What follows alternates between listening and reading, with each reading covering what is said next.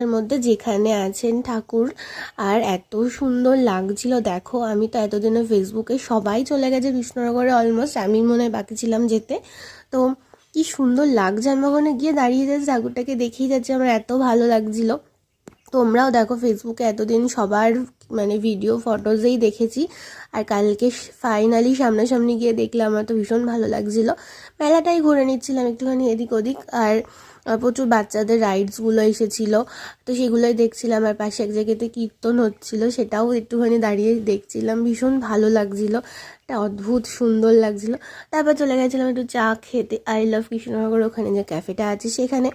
আমি চায়ের জন্য ওয়েট করছিলাম, একটুখানি কেক মেরে নিচ্ছিলাম। আর তারপর ফাইনালি আমার চা চলে এলো, আমি চা খেতে শুরু করে দিলাম।